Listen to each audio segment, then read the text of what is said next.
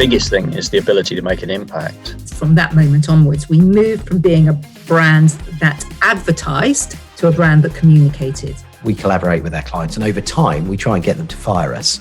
You must have to have really difficult conversations. I want to see no office wall. I want to see everything covered in ideas. There's so much data available that you can kind of get dazzled by it. And What the hell are you doing? Hello, my name's Katie Sando and welcome to the Marketing Forum podcast, where we learn about the professional world of brilliant marketers, communicators and creatives. In this episode, I'm joined by Emmie Kell, CEO of Cornwall Museums Partnership, a charity that exists to help people learn and be inspired by Cornwall's museum collections. There's over 70 museums in Cornwall, and it blows my mind every time I hear that stat. From leadership and what that means to her and how she approaches it, to accessibility in organisations and how Cornwall Museums Partnership has evolved how it recruits, for example, to become more accessible. Emmie's such an inspiring person to hear from. She's incredibly knowledgeable, and I really hope you enjoy this episode.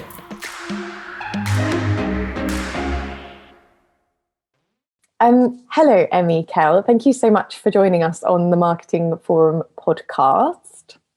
Great to be here. Thank you for asking me. No trouble. So I think it'd be really nice to start with a bit of a chat about you and your role. So I actually only found out recently that you had been part of the team that founded Cornwall Museums Partnership. And I hadn't realised that. Yes, that is true. So that was back in 2015 that we founded an independent charity called Cornwall Museums Partnership. And that was on the back of a couple of years of supporting an informal partnership of museums to test out how collaborative working might help seize some new opportunities and solve some shared challenges. So yes, I've been involved since the very early days, back in 2011, I think, when we first started talking about how museums might be able to work more closely with one another. But I've worked in the cultural sector, I added it up the other day, for quite a long time now, so 28 years. Oh, God. So you've basically spent your career in the cultural sector? I have. I started out when I graduated. I started out doing a variety of different jobs, and including working for a hitchhiking agency. I got that job at Glastonbury Festival. And then I worked in a couple of hotels, as everybody I think, from Cornish extraction ends up working in hospitality. And then I actually trained as a teacher, and I taught in inner city Manchester, in North Manchester, for about 5 years. But at the same time, I was volunteering in a number of different museums because I knew I wanted to work in the cultural sector, but I couldn't afford to do the qualification that was required at the time. So I trained as a teacher, and I really loved that. I loved working with kids, and that kind of gave me kind of lots of sort of formative values, really, that have stayed with me, particularly around equity and inclusion, and particularly around seeing the difference that creativity can make for young people who perhaps aren't doing brilliantly academically or have got other kind of challenges in their lives. So teaching was a great place to start. I mean, I kind of want to get into this later on in the conversation, but having spent sort of that chunk of time in the cultural sector, do you feel pleased with how it's evolved, or are you still, I don't know, is it still kind of in a way slightly depressing that maybe it's not valued more highly? Yeah, it's a perennial challenge of working in the cultural sector, that you become very kind of attuned with needing to communicate your impact and explain why public investment or other investment is really important. I think, I think that's not really unfair that we have to do that. I think that's part of, being kind of good custodians of public money. And it's a sort of complex picture. And I think lots of people in the cultural sector and the arts are, understandably feeling very battered after the last kind of 18 months that we've had. It's been a really difficult time. And at the same time, there's been some incredible work going on, some amazing successes. So it's that thing, isn't it, where you kind of need to step back and just look at the bigger picture. And someone once said to me that success can feel messy when you're in the middle of it. And I think that's really true. And certainly for us at Cornwall Museums Partnership, I think we've had a really, really full-on period. We, worked right through, no furlough, very, very busy, workload increased, but actually there's been some really excellent results as part of that work. And I think it's important for us to kind of recognise that. Yeah, definitely. It's certainly been a hard time, hasn't it, for a lot of the cultural creative, so many sectors, it's hard to be specific. With regards to what Cornwall Museums Partnership deliver on a kind of day-to-day basis with museums, I know you've done quite a lot of work around visitor experiences and there's been quite a lot of innovation that you guys have worked on in that sense. Have you seen that have a big impact on your, what do you call them, your members? Partners. Yeah. I think, just kind of scroll back a bit in terms of what we are. We mentioned that we're an independent charity and our purpose is to create positive social change with museums. So we're very focused on the kind of difference that we can make, whether that's, new pathways into the profession, skills training, apprenticeships, paid internships, good quality jobs, all that kind of economic stuff that we really, really need in Cornwall. We're also really focused on thinking about sustainable tourism and what the role of the cultural sector looks like in the visitor economy that really works for communities and for the planet. We're really interested in innovation and what that can deliver in terms of, against both of those things, in terms of economic outputs, but also engaging people with visitors with a more authentic sense of Cornwall and a more kind of engage in a more collaborative sort of endeavour in terms of understanding, what being Cornish is and what Cornwall means. And so we do all sorts of things around that space, and we do loads of things to promote well-being and thinking about kind of connectedness and communities developing that real and amplifying that sense of place. So lots of different stuff. And what that means in practice is things like a great project called Culture Card, which is a partnership with an organisation called Carefree, who do really great work with care experienced young people in Cornwall. And we've worked with them to design and deliver a programme which was longlisted for the Gulbenkian Civic Arts Award Prize, which we're really delighted about. And they worked right the way through lockdown on a whole range of different creative activities. And that's all about giving those young people who are often excluded from a range of different experiences, putting them in the driving seat, enable them to develop their leadership skills and create an offer that, we hope will be scaled nationwide around engagement with museums and other cultural facilities. So we've worked on that.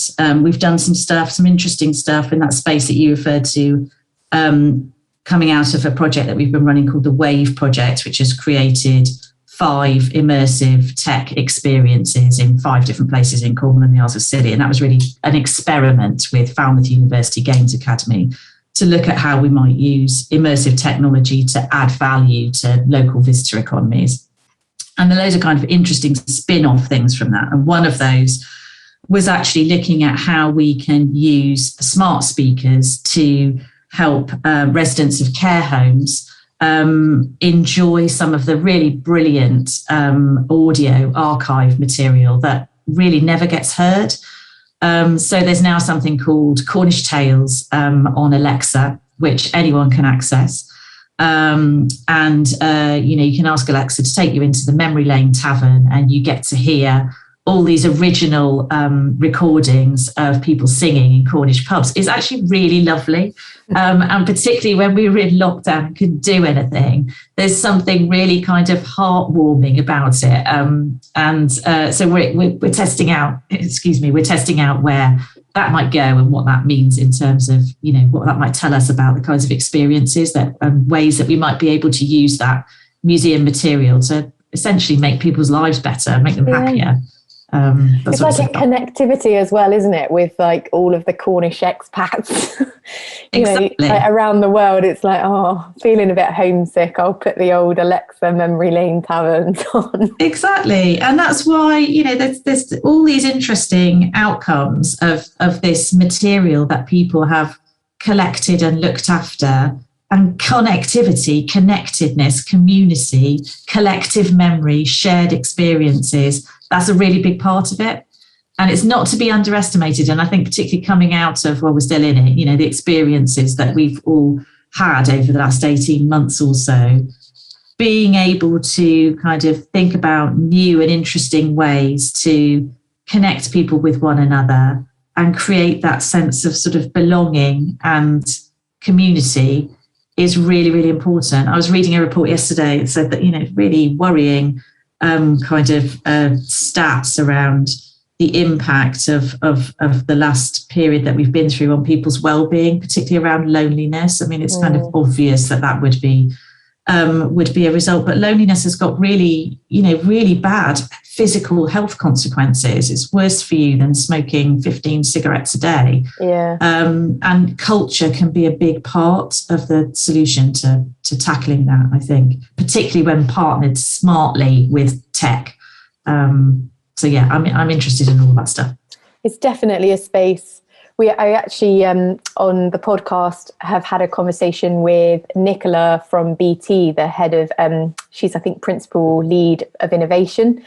And there was really interesting conversation with her around some of this stuff, like behavioral changes, like will we go back to some of it, what people actually want off the back of it, and how innovation and technology can try and help solve some of these problems. Like you say, things like loneliness, like it's not measured, is it? Like You're not, it's not within GVA, it's not even necessarily in well-being surveys. And yet, like you say, there's that old saying, isn't there? A sad soul will kill you quicker than a germ. Oh, I've never heard that. Yeah. Oh, well, that says it all. It does. Yeah. So another sort of thing I really wanted to chat with you about is leadership. I know I feel like the word is so loaded now. And I feel like it needs to come with a million inspirational quotes and all of that kind of stuff. But for me, it's a real area of interest because everybody sees it differently. Its impact on your teams and the wider society can be impacted by how one views leadership. And I'm really interested in your take on it because you have developed an organization off the back of a need, and you've got, I'd say, various levels of leadership, like the managerial kind of stuff, but also then leadership within a space. And so I'm curious to understand your perspective on, do you even think about it, or is it just like we just go with the flow? No, I do think about it. I think about it a lot. And I think, more people should be thinking about it. It's kind of relating to those topics that we've talked about and some of the challenges that we have in society. There's a real kind of leadership deficit, I think. For me, it's, that management is something different. That's kind of the organisation of tasks, not to be underestimated. It is important in getting things done. But leadership is something different.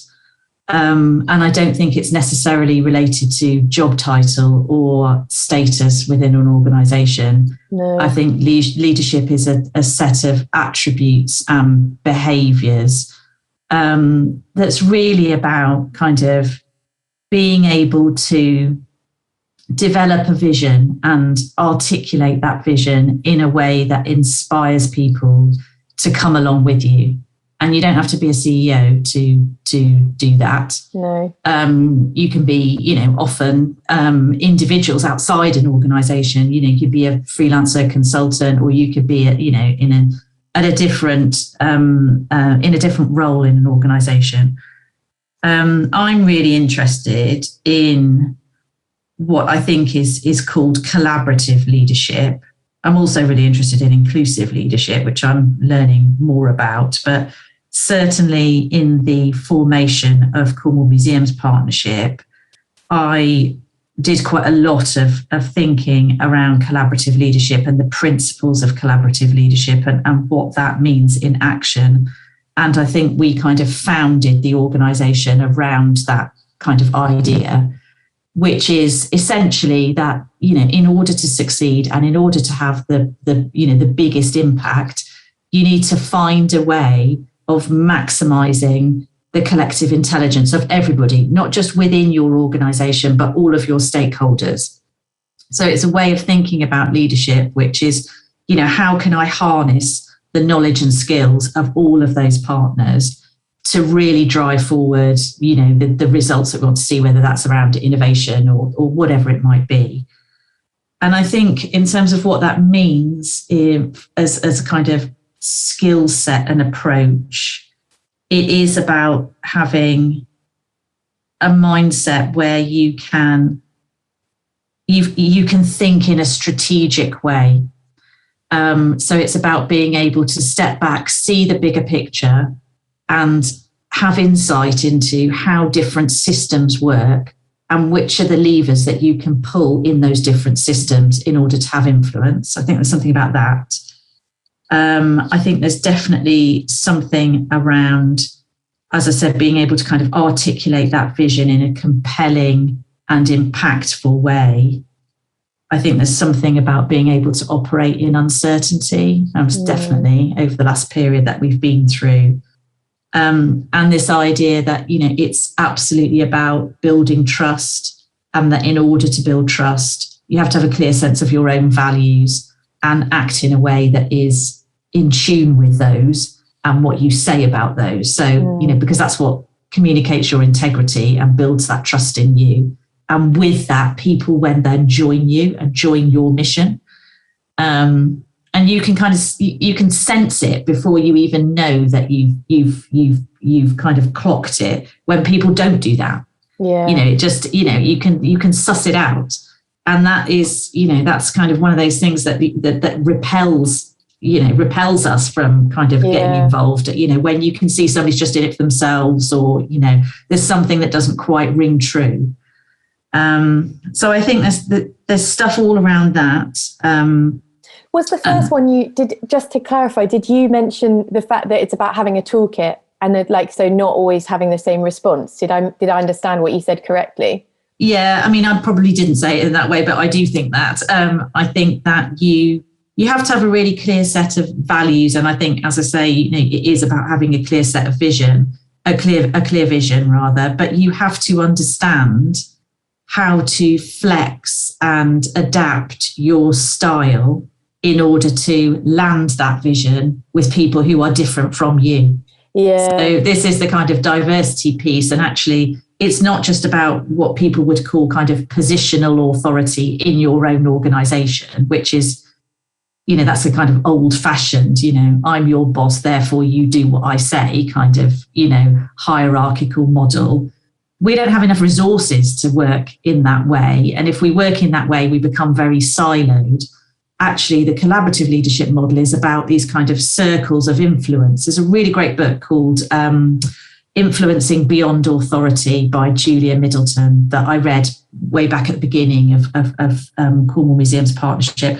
And that really helped me understand that and the skills that you need to influence a set of stakeholders around your organisation, but then what you need to do in order to play an active role in the wider society that you're a part of. And I really believe that we as kind of, charity leaders, but also those of us working in a, private sector business context as well, we need to be active citizens. We all have a role to play in making society better. That's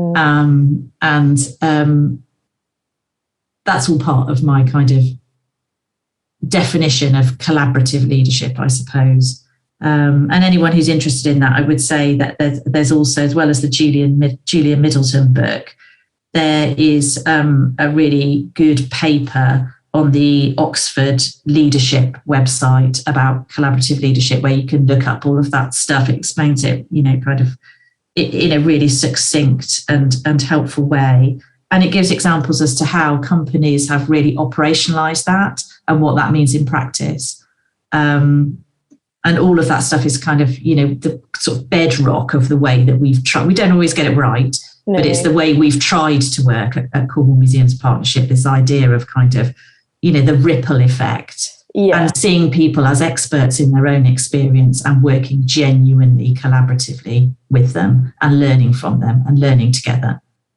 I definitely think where you see it go wrong most commonly is where people, is that hierarchical element of I'm at the top and therefore you by default must respect and assume I'm a leader. And it's like old fashioned, that approach, isn't it? Of like, we have to listen to you because you're the boss. And, actually, I think particularly the younger generations, they don't buy it. They're not going to respond to it. They do not buy it. They see right through you and your insecurities that you're masking with anger and, I don't know, authoritarianism.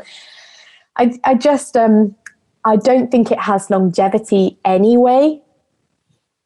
You're so right. I think that's a really good way of describing it. It just looks really dated, and there is a look that goes with it. We all know the kind of op-ed, where it's normally a guy, arms folded, kind of big building behind them. It doesn't have currency for me in today's fast-paced, highly networked world. And technology, and the way that tech is developing requires us to kind of move in much more fluid and networked ways. And, you can't apply that old hierarchical model, I don't think, to the requirements of this, highly networked sector, and particularly with creative industries that, that I'm working in.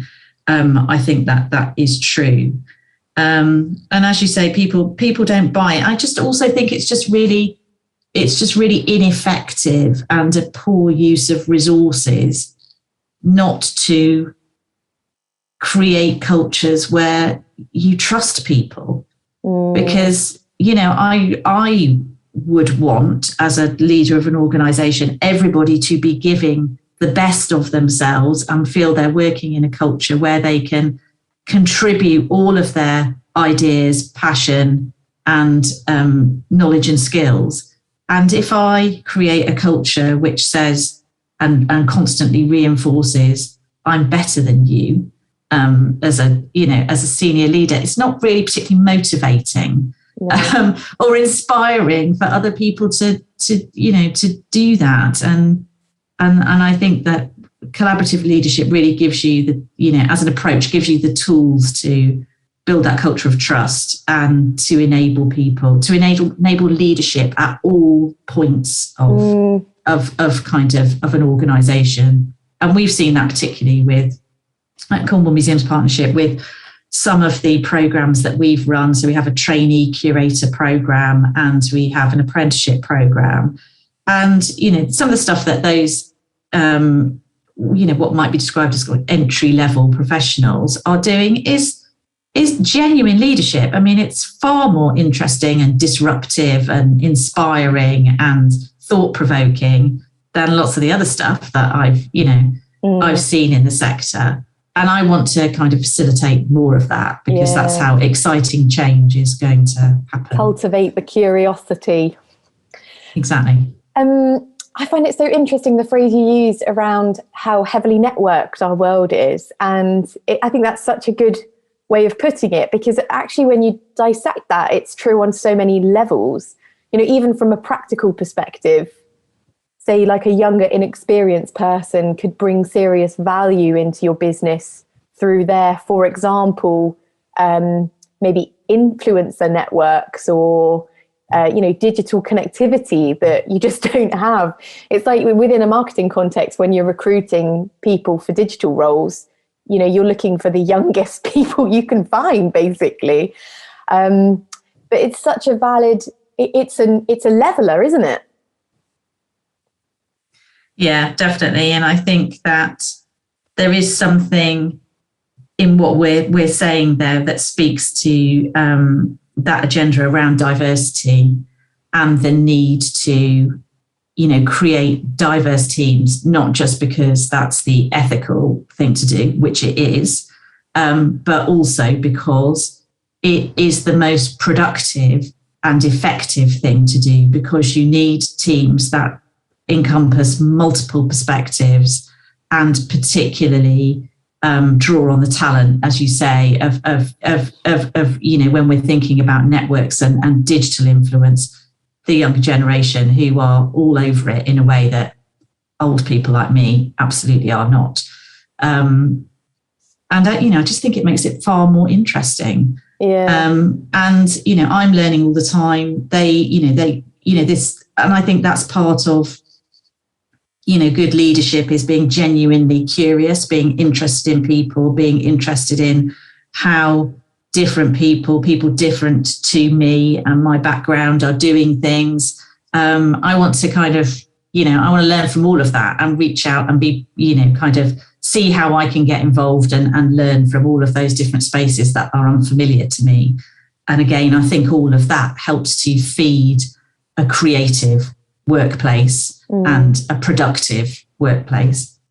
I've seen it manifest, and you no doubt have as well, whereby there's a defensiveness, and it's almost like you're trying to protect your place on a ladder where people, don't, and that's why it becomes hierarchical. But actually, some of the boards where they need to start targeting younger generations, and then you look at the board members and you're like, well, good luck with that. You've got no clue what a younger generation might be interested in, what's motivating them. But it's a bold step from their perspective to say, right, let's recruit a 25-year-old onto this board. And I sometimes think it is about protecting yourself and your station from their perspective, I suppose. I think some of that it's complex, isn't it? Boards is a whole topic in itself, and I think there's a lot of different motivations to being on a board, and sometimes that is not necessarily about moving organisations forward, and sometimes it is. There are again, kind of thinking about how the system of boards works, and particularly in the charity sector, there are various different kind of tools that we can use to try to help build in a degree of momentum and change. And we at Cornwall Museums Partnership would be looking at, helping people understand the charity governance code and best practice around terms of office and limiting those to a particular number of years, so maybe 3 years and then another 3 years maximum, and then you're off the board. So you're kind of creating a system where that churn can be built in. But there's still way too many boards, private and public sector, where people have been there since the beginning and they've got no intention of ever going. And it's really difficult, where you've got that kind of founder syndrome. And there's been a lot of research about what the impact of that can be on kind of suppressing innovation in an organisation. And I say that as having, been involved in founding an organisation, something I'm really aware of. And part of what I need to do is design a system so I can get out of the way and make sure that I don't become that problem that, kind of blocks innovation and change. Oh, it's so difficult though, isn't it? It's succession planning around organisations, and we don't necessarily count the value of emotion in what it takes to form an organisation. It's not just a job, it's not just a business, it's not just, you've invested a lot of emotional time. And so to then coldly try and make an assessment of when you then try and get out of the way isn't taking into consideration the full spectrum of stuff that you'll be dealing with, I suppose. It's a hard one. I still haven't quite worked out what I think about it. And I was in listening to a webinar recently where somebody was saying, and I understand why he was saying it, that, you know, it's slightly disingenuous when people talk about kind of getting out of the way, and do they really mean it as leaders? I haven't quite worked out what I think about that. But what I can say to you is that, you know, I'm really, really committed to inclusive leadership and to helping to, you know, kind of champion roots in and diverse perspectives in the sector that I'm working in, because I think it's the right thing to do. It's the ethical thing to do. It's the productive thing to do. And, you know, that means that, you know, we're really diversifying our board. We've got some excellent board members who bring a whole range of perspectives from their lived and professional experience that we haven't had previously. And I feel the difference that makes in our board meetings. It's brilliant for me as a CEO. And similarly, within our own organisation and within the partner and the partners museums that we work with and the wider network, we're doing quite a lot to test and champion inclusivity. And I think that is, you know, that's really important. It's a long game. You know, it is a long game, and it's, you know, I think something that's particularly relevant in terms of those leadership characteristics that I described. I think we're talking about disabled people's lived experiences.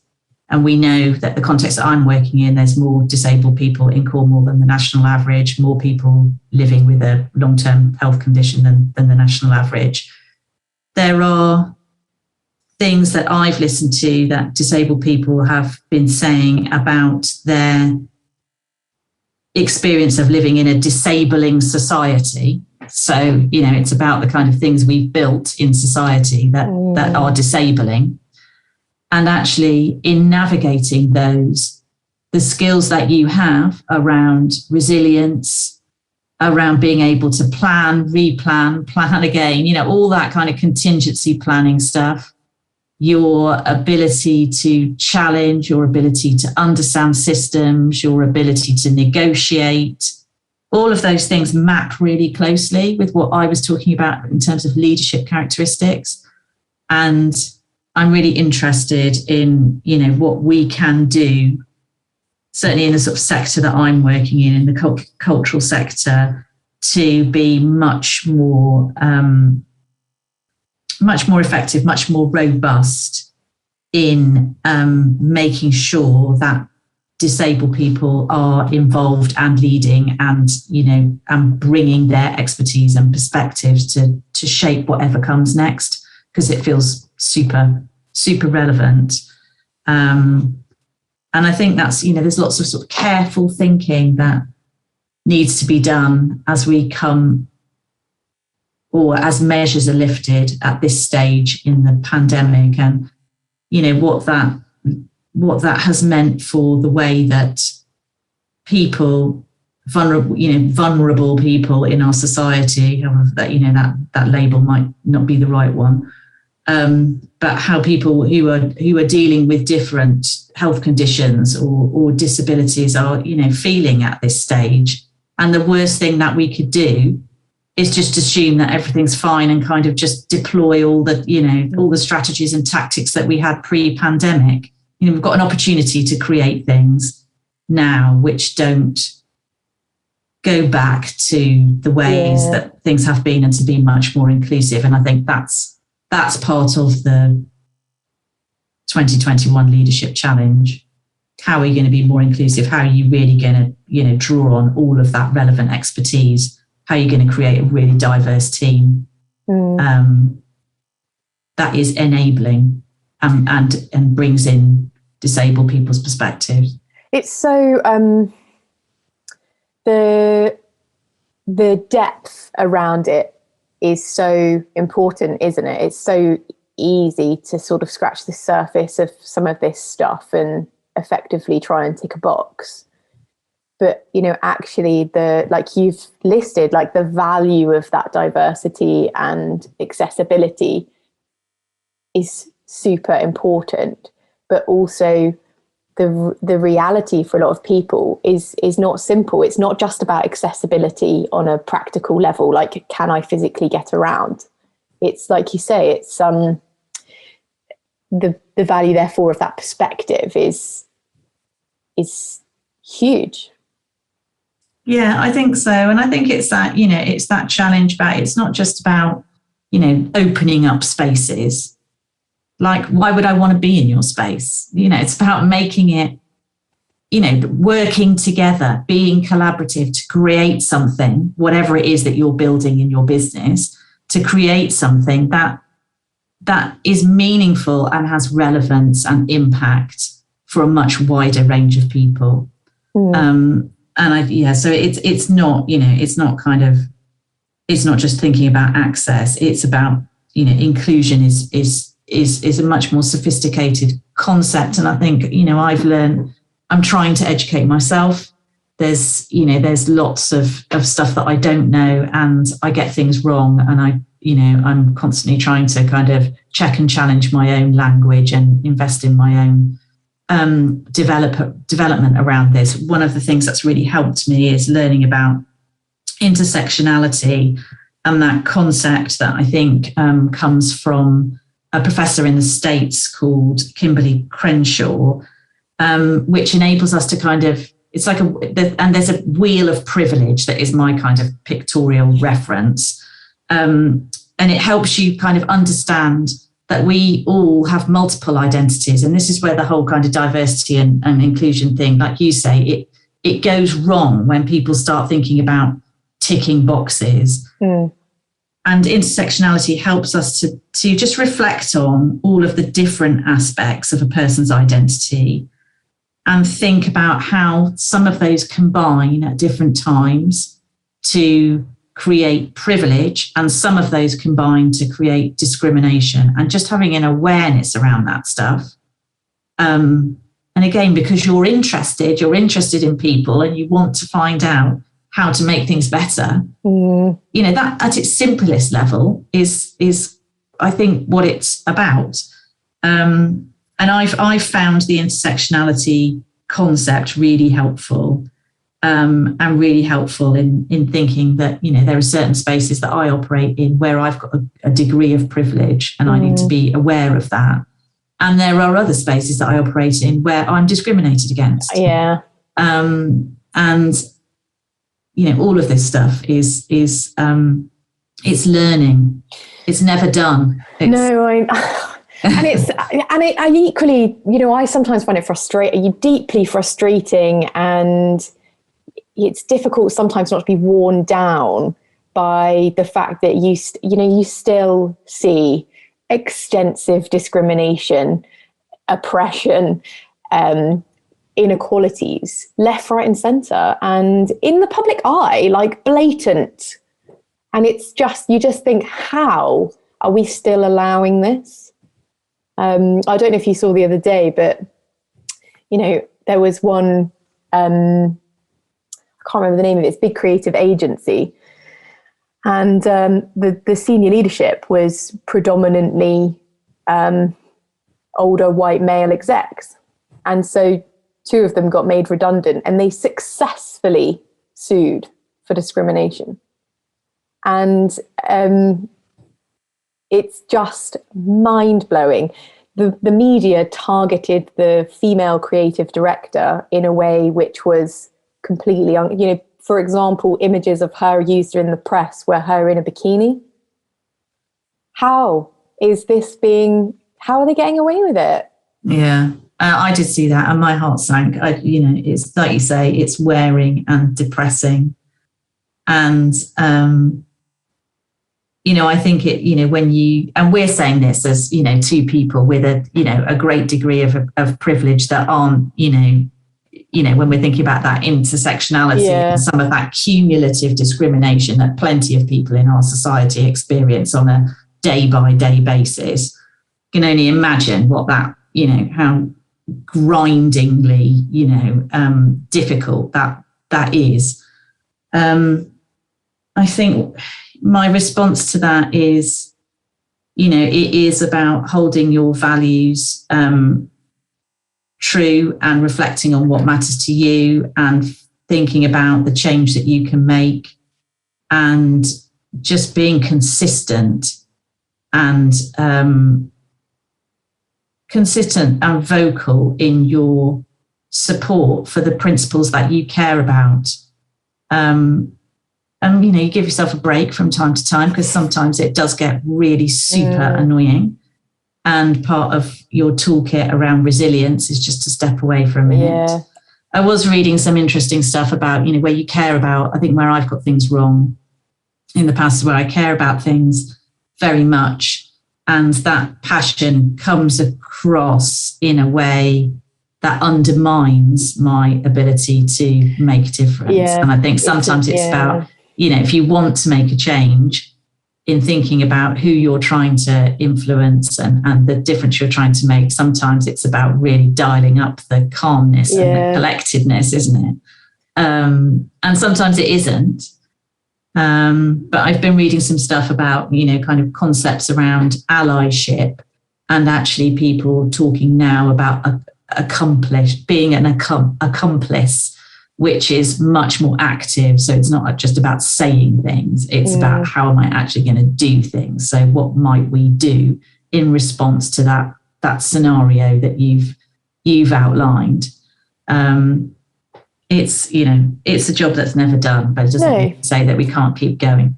I've found personally that it's helped me a lot to follow people, for example, on Instagram. I don't use Twitter personally, but for example, on Instagram, following people who are thought leaders in some of this space, who talk about allyship, who talk, whether or not you're following people who campaign around disability and access and, that spectrum, moving away. So I think previously I was probably somebody who overfollowed fashion accounts, for example. And I'm like, you know what? No, this isn't adding value.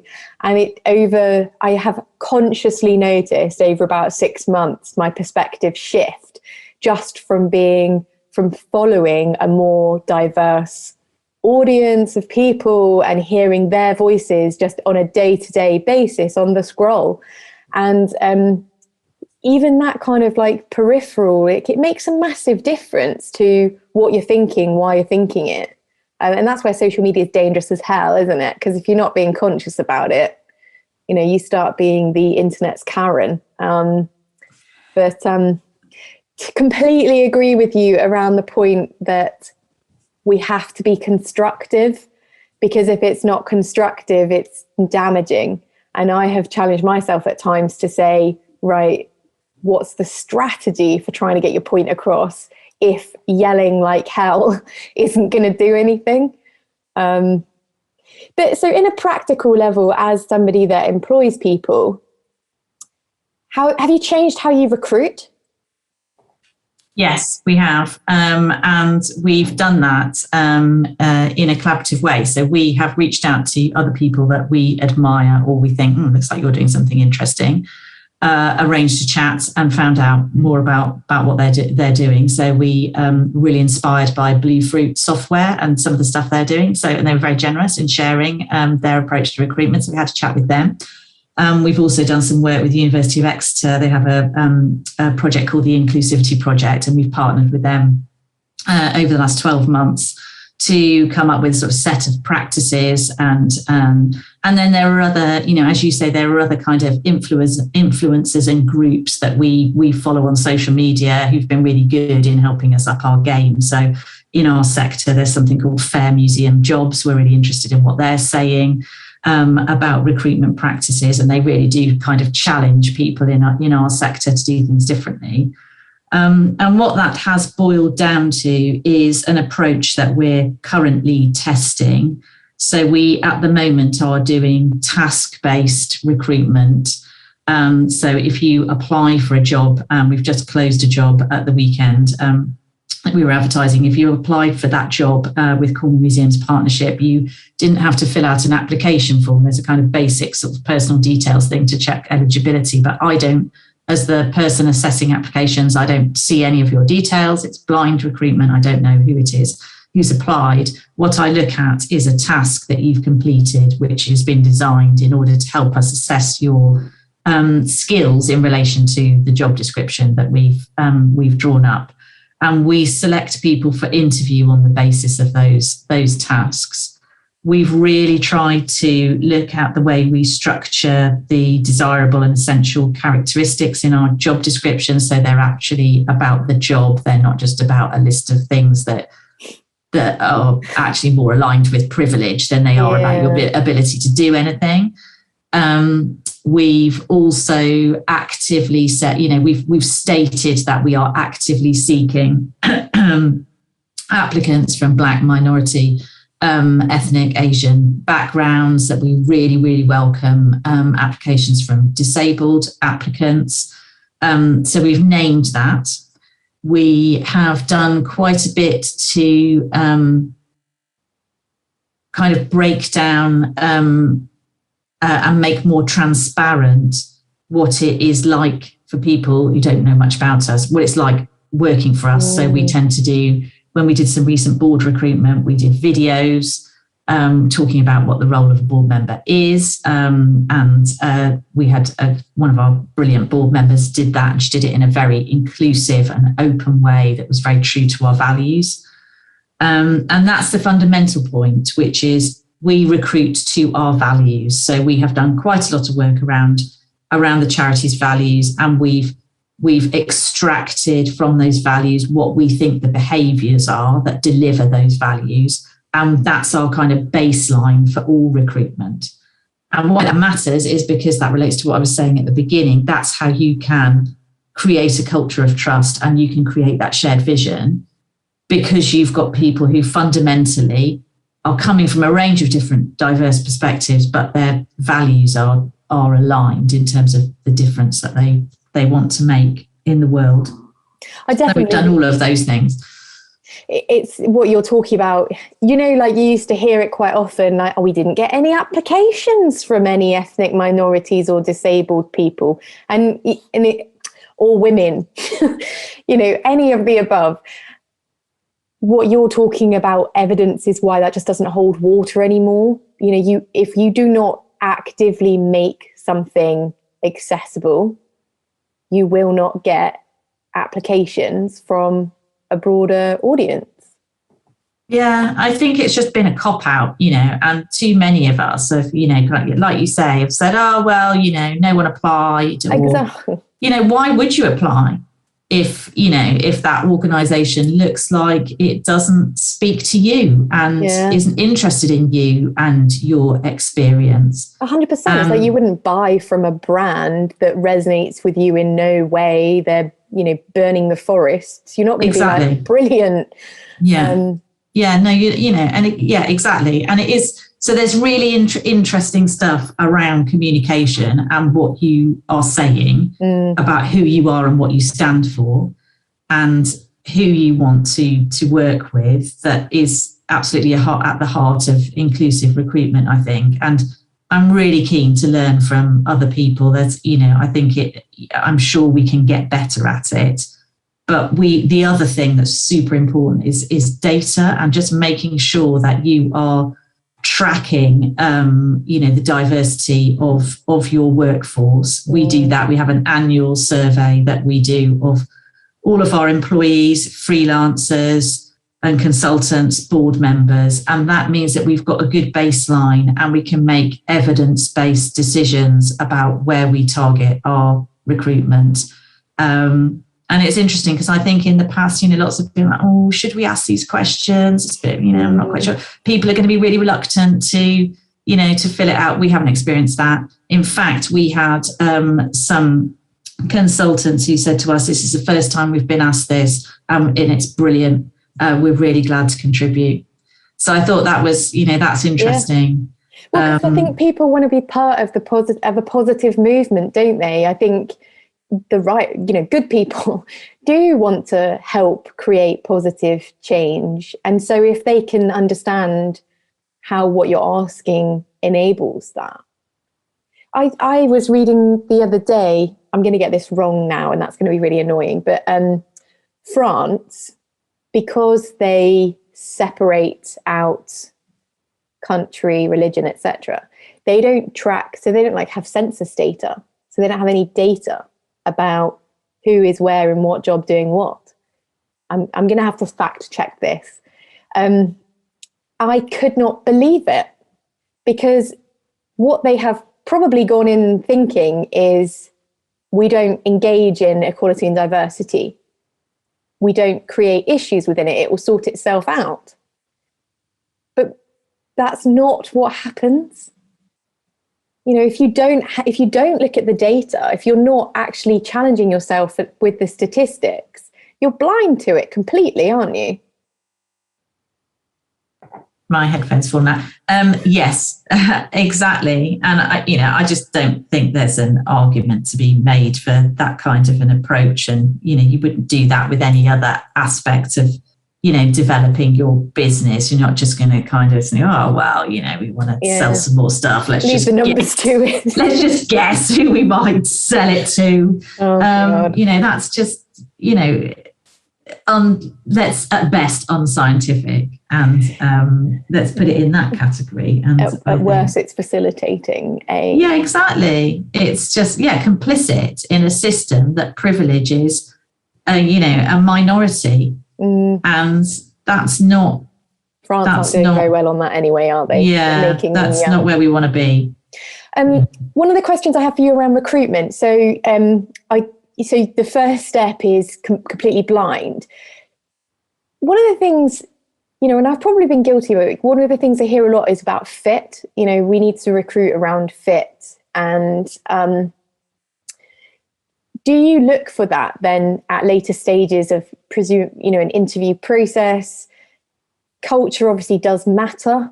And it's a real thing. It's like a real animal, isn't it? Where you see there's certain organizations where you can just see them recruiting themselves. And, I'd love to name names, but I won't. But how do you juggle that? Because you do need to think about culture and you do need to think about fit. But you also need to make sure that your perspective, your privilege, whatever it may be, isn't getting in the way of that. Yeah. Again, I think if you don't believe that diversity breeds creativity, if you don't believe that, then you've got a problem. You have to be committed to that. I genuinely think that diversity breeds creativity. So that's what I'm on the lookout for when I'm recruiting. I don't want identikit employees. And there are two kind of responses to what you've said. The one is what I've already said, which goes back to values. I think fit is slightly problematic because it does speak to let's get the people like us kind of approach, which is is not about diversity. But there is something about values and understanding the shared behaviours and attitudes that are about your business or charity or organisation that people are being asked to sign up to. So that's really important. And in my experience, that doesn't conspire against diversity. I think that matters in building a strong team. And then the other perspective, I think, I've just completely forgotten what I was going to say. So you have to edit this bit out. So we're thinking about diversity breeding creativity, and we're thinking about, I remembered what it is, about how you operationalize that. So there's a bit about values, and then there's a bit about actually understanding the personality traits and preferred styles of the team that you already have. So I know that some of these tools are problematic, and there's probably a lot of research that I need to do around kind of cultural bias and and other biases that might be part of some of these tools. We recently have used something called the Clifton Strengths Test, and we've done that on our management team. Is that where you get the colour at the end? No, it wasn't a colour. I've done that one where you get a colour. I can't remember what that was called. I quite like all this stuff. I take it all with a big pinch of salt, but I think it helps, even if you don't entirely agree with the result. It gives you it helps you start thinking about the different ways that people do things. And that then, so as part of this recent role that we've been recruiting for, we did this Clifton Strengths test of our management team, and we then mapped all of our results, and we looked at where the gaps were. And we wrote those gaps into the job description of the new post. Now, that's an experiment. I don't know whether that, but we've appointed somebody who has got skills in all of the areas that we'd identified. So we'll see how that goes. So the gaps that you identified were practical gaps as opposed to personality led? Both. Okay. So some of them were about kind of styles. So, or traits. So it might be things like, a real eye for detail, interested in process, those kinds of things. Yeah. And then there might be kind of some technical stuff around, expertise in project management or, so I would say that that's a kind of combination of sort of technical ability and character traits. Sure. But yes, I mean, that's a good example of how we've really tried to be analytical in building that diversity. And as I say, it's all a work in progress. We'll see if it if it works. It's so important. It's interesting, but it's also really important. And I agree with you, like taking those kinds of things with a pinch of salt, the personality tests and whatever, the gap analyses. Where it's done well, I think, is the way you've used it. Where it's done badly is in organisations where it's like, oh, fellow green over there, where, and I've seen that, and it becomes a new level of club. And you're just like, I don't know, I'm unsurprisingly red, and you get absolutely vindicated for being a red in life. Don't Katie nightmare because she's a red. It's like, oh, geez. Yeah, I mean, I think with all of this stuff, it's not about labelling people, is it? It's supposed to be, when used well, giving you a degree of insight that can help you to further your curiosity and engagement with different employees or new people that you might want to work with.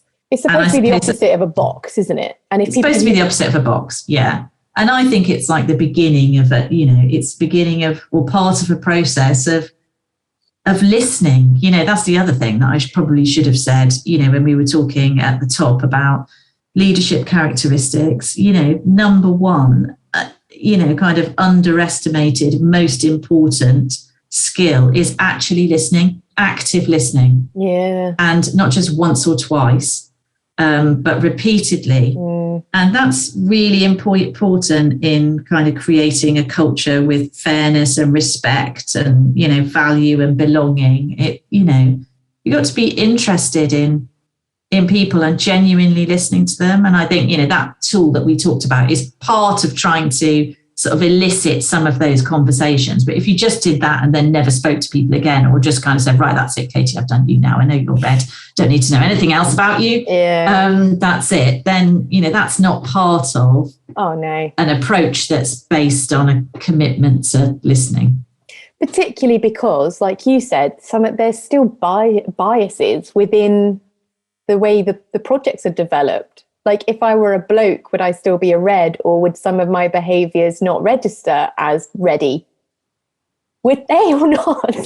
Good point. Thank you. I'm sure somebody's done research into this that we need to look up. But yeah, good point. And I'll send some angry letters about how I'll get really British about it.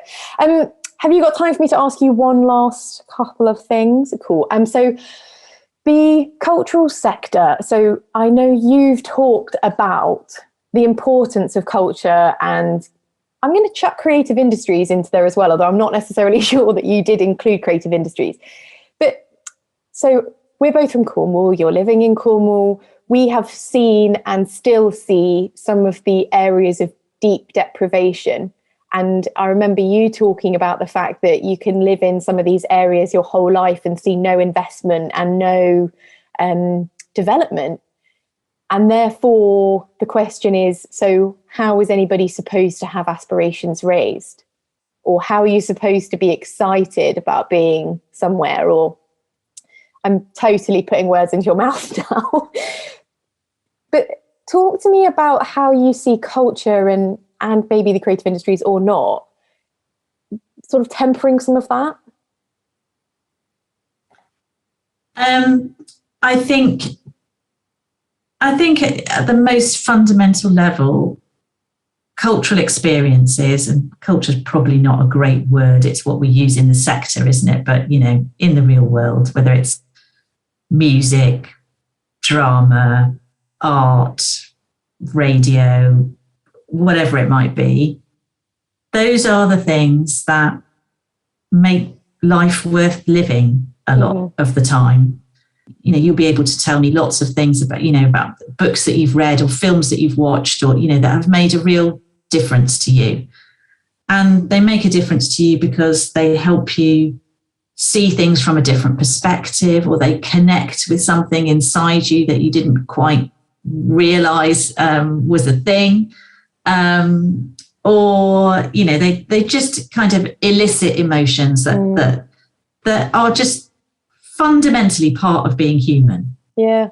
And, you know, this idea of creative expression is central, I think, to being human, to humanity. And it's why when we look at, you know, archaeology, and there are cave paintings, beautiful cave paintings that are thousands of years old, because people have been driven to be creative. It's part of the human condition.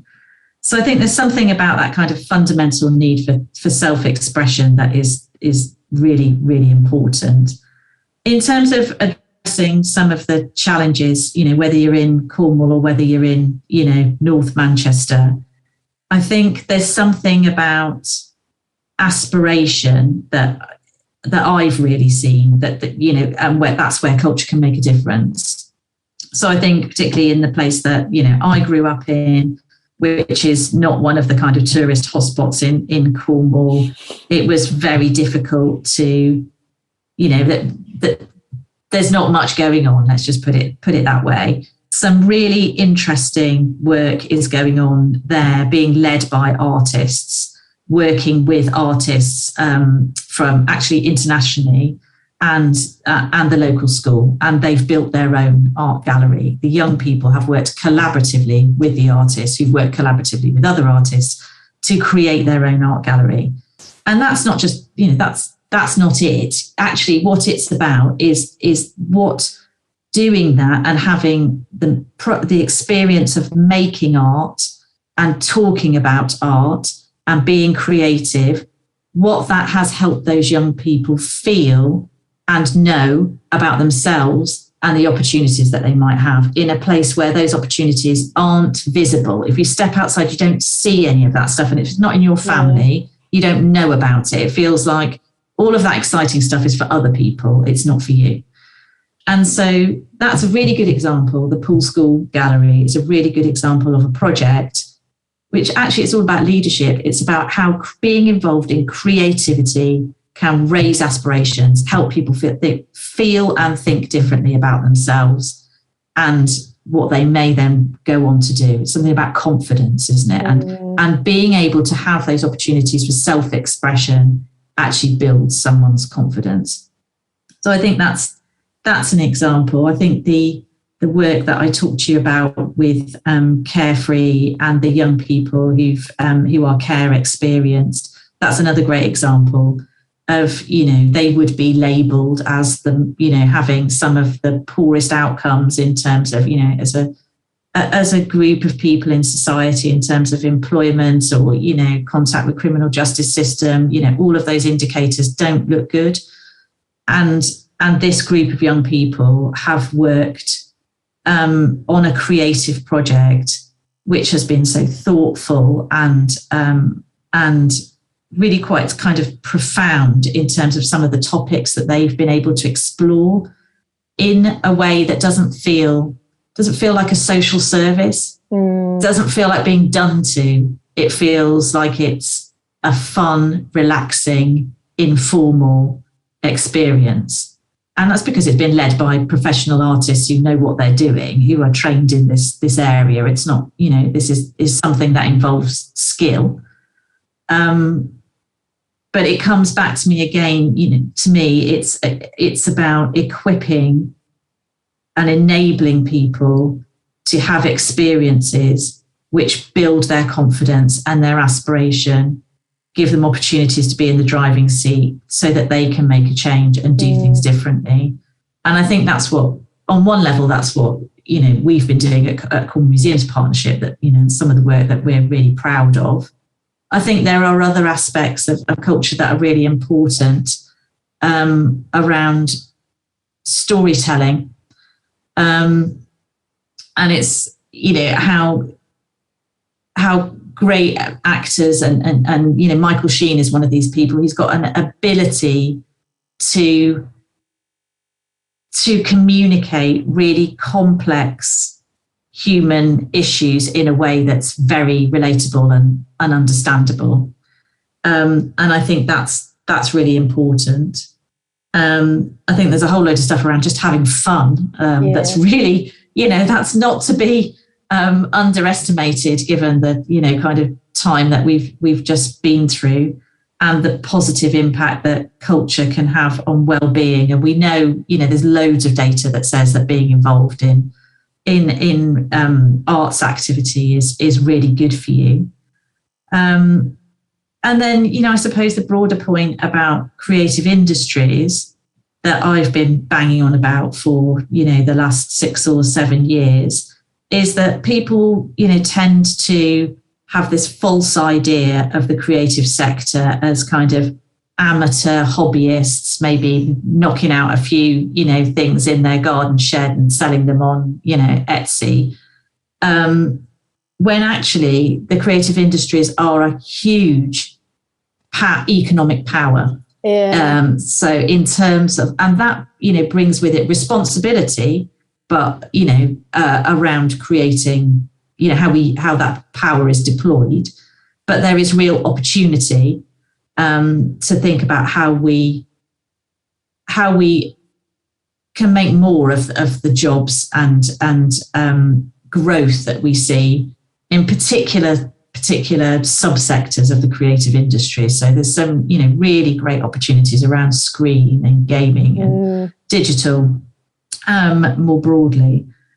And I think, it's been difficult for policymakers and decision makers to get their heads around what the value of the creative industries is, because often these things it's trading on IP, it's intangible, it's not bricks and mortar. No. And, in my experience, I've seen people much more able to understand, something like, I don't know, renewable energy or agri-tech than they can creative industries, even though the actual numbers are saying that there's far more jobs and higher paid jobs and the potential for more of those jobs in the creative industries, because it's intangible stuff that people, and a lot of it's about networks, and it's this fluid sector of SMEs and micros collaborating on different projects with one another, and it's got a different sort of financial structure. I remember watching somebody who's very experienced in sort of economic policy, listening to somebody very senior in the film sector about how that's structured and how her job worked and the risk that she was taking on the next film project. Is sort of, couldn't believe it. Is that really the way that it works? My God, So, all of that stuff it's a bit of a sort of has a blurring effect. So I think, people like us, we've got a job to do to champion the value of the creative industries, not just economically, but I suppose the other bit is about, the brilliance of that creativity in those businesses that can bring to other non-creative businesses, and how it can help them raise their game. And obviously that's what you do in your job. You're doing that.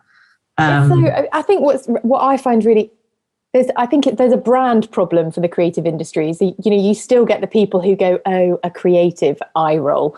And, that for me, mega brand problem. There's people who are realizing, there's interesting articles like McKinsey have done some research into why in God's name are businesses not using creatives to solve problems which are broader brush than creative problems. So if you've got people that have the ability to think differently, why aren't you putting them in the room, even if the topic isn't related to what their specialism is?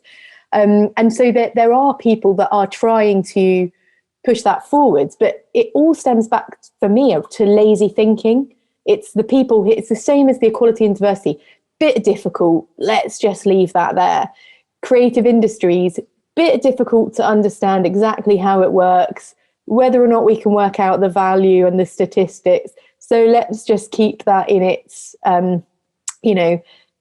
very outdated box of it's a bit, naff or whatever. And it's the same principle. I don't know about you, but I've definitely had experiences where, I don't want to use the word discrimination, but where people have demonstrated their ignorance around, I did a creative degree, in the sense, an arts degree. I did French and Spanish, studied creative elements of that, not business, not politics, not economics. And I've sat in interviews before where somebody years back has said to me, why would you do why would you do languages, arts degree? And you're like, because I am a more rounded person than you, because I have traveled internationally, unlike you. And, you just kind of, it's a brand issue. That's what it all stems back to. And you've probably had similar experiences where people are just categorizing it as pointless. Yeah. Oh, yeah. It's not taking it seriously, not understanding the value. And as you say, there's a comms job to be done around how we hammer home some of those key points. I think on the flip side is probably, I remember a friend of mine who's a really senior and highly respected scientist. I think she was a dentist, and the dentist had said, what do you do? And she was sort of explaining this amazing thing that his response was, oh, so you're not creative then? Yes, though, we have to start using this. Yeah, so that's a nonsense. The fact that you are a scientist and you can't be creative is just, and I think there's a bit about, sort of misuse of the word artistic and creative. Definitely. Creative. And, obviously, to be in the job that she was in as a scientist, she needed loads of creative problem solving. It's just that was what it was all about. So I thought that was really interesting. I think there are businesses who are switched on to the value of what you describe, and kind of bringing together these kind of supposedly, opposing mindsets. And let's remember that it's only relatively recently in history that we've had all these categories, kind of post-Victorian, where we've sort of separated out the sort of arts and scientists. And, that isn't necessarily how it's always been. No. But there are, I remember going to a brilliant talk about the person who'd run the Artists in Residence program at the Large Hadron Collider in CERN. And the artists were there so that they could work with the scientists doing this, mind-boggling stuff. And challenge their thinking, and think, and it's all about mixing it up, isn't it? Because they knew that in order to really push the boundaries and go to the next level in terms of what they were doing and the discoveries that they were making, they had to pull every possible lever to, get them to think differently. And that was it's collaboration, really interesting collaboration between artists and scientists. And I think, again, I'm interested to see the organisations that, particularly around, I suppose, policy and sort of broader decisions that affect all of our lives in society, how creative thinkers are involved from the beginning, not just to come in and make it all look pretty at the end, how those people are involved in the beginning of a process to actually shape and inform and develop the thinking, the actual thinking, so that we get better results. And, you know, too often it's, you know, the creative will just be given the job to design the brochure when the content is nonsense. It's one of the things, I mean, you know, obviously from a marketing perspective, it's one of the things that people demand more is you need to bring us in at the beginning of this process. But it still doesn't always happen, and you still get people telling you what your brief is, even though, you know, where they got it from, who knows. But, you know, you do have to, like you say, it's just not binary, is it? And just because you're a scientist, don't let anyone tell you that you're not creative. And just because you're a creative, don't let anyone tell you you're not, I don't know, scientific or commercial, and it's like, it's old fashioned. And my personal bugbear around it is around business development. Why would you want to develop your business with an accountant? You're like, what the hell are they going to help you? Like, great, your spreadsheet will look brilliant, but unless you can implement, but a lot of the time, that's what you get. But, I think we you know, we're in love with labels, aren't we? We're in love with, you know, reducing things, and, you know, complexity is hard. As you said earlier, and actually we're complex beings in a complex world, and, you know, we need to constantly remind ourselves of that, and challenge the systems and processes that fail to cater for that complexity. It's a life's work, Katie. I know. And also I think it's being aware, isn't it? Just refusing the lazy thinking. Like, I'm just being, and definitely we're all at times able to do it, but it's about making sure that you don't let yourself get away with it. Final question from me. You talked a lot about reading that you've done, development that you've done. Is that something you've always been dedicated to? And how much do you think that has been important to you in terms of your personal progression around, you know, leadership and development and just your career in general? Yeah, I would say, you know, it is really important to me. One of my, I suppose, my personal values are around learning. I really enjoy learning. I get bored if I'm not learning. And, you know, so it's part of kind of topping up the oxygen tank. You know, I really enjoy listening to different perspectives and reading new thinking. So it's not hard for me to do that. I find that, you know, that's something that I'm interested in. I think I was really, I hated doing my degree. I didn't have a great experience at university, didn't like it at all. And then was really lucky that after I'd been teaching for a while, I was offered a bursary place on an MA course at the Royal College of Art, which was jointly taught at the MA. And obviously I was going back in as a sort of adult, mature student to do an MA. And that was, you know, I'd recommend that to anyone. It was absolutely fabulous and just, you know, totally reminded me of the value and the privilege of education. And it feels like such a gift. I loved every minute of it. It was absolutely fabulous. And I think, you know, there are all those opportunities around to kind of engage, you know, even more so now. There's so much more that's online, that's free, that can just, you know, help to just mix up your thinking and inspire you. And I'm trying to do that now, you know, more with audiobooks and podcasts. And one of the things I've started to do, so I'm listening to Donut Economics again at the moment. I have listened to it before, but I need to go back over it. And just, you know, just taking like 10 minutes out of the day, just to the work day, just to listen to another little bit chunk of that and make some notes. That keeps me inspired and interested. And it is, you know, no one told me to do that. I think it's just, that's just a kind of personal preference. I love learning, and you know, there's loads of really smart people out there. Why wouldn't I want to know what they think? it's a commitment to development, isn't it? And it's about, I look for it in people who that don't necessarily aren't at the point where they're like, yeah, I know it. Like the more likely you are to say that, the less likely you are to know it. And so it's, I really look for the people that are dedicated to a lifetime of personal, professional, cultural development.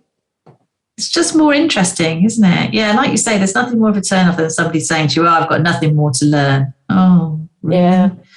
And on the flip side, I'm really inspired by, what motivates me probably the most in my job is, being able to try and create opportunities that help other people grow and develop. And I love doing that. Learning, it's good for you. Very good. Door opener. Thank you so much for joining us. I can fully recommend the Marketing Forum podcast to add to your list of learnings. It's on it. Thanks so much, Emmie. It's been great to hear your perspective on so many of these things, and it's very inspirational. So thank you very much. Thank you. I've loved talking with you.